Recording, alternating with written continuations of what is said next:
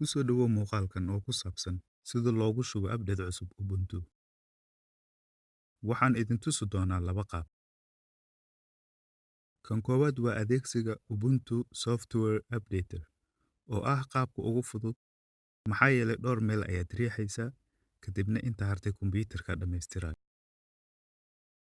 Qaabka labaadna waa adeegsiga Terminal ama CLI oo u taagan Command Line Interface adigoo kombiyuutarka qoraal ugu sheegaya inuu update cusub soo dejiyo kuna shubo.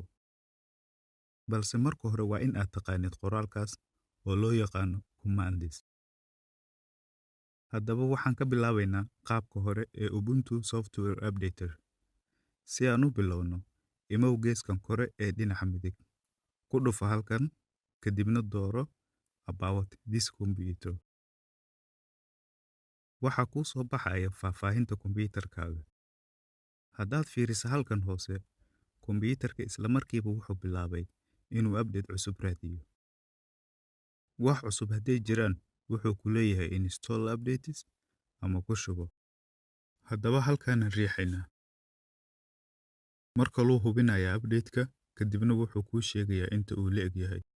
Sida halkan ku qoran, update-kan uu soo dejin doono cabirkiisu waa 221.8 MB ama megabytes. Si aan ugu shubno, riix install now. Waa sugaynaa intuu hawsha wado.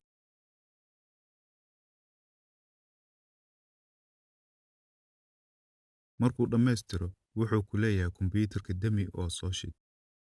Haddii aad diyaar u tahay oo aadan hawl kale ku haysanin, riix halkan.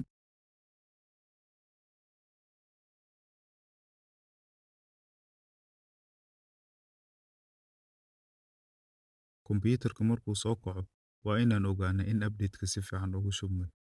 Si aan u hubinno, ku dhufo halkan, kadibna dooro About this computer.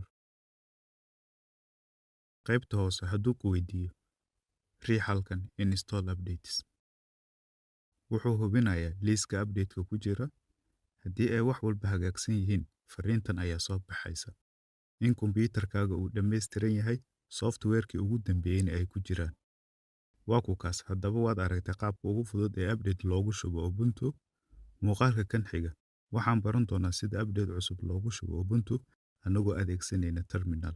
Inta ka horeysa nabadgelyo.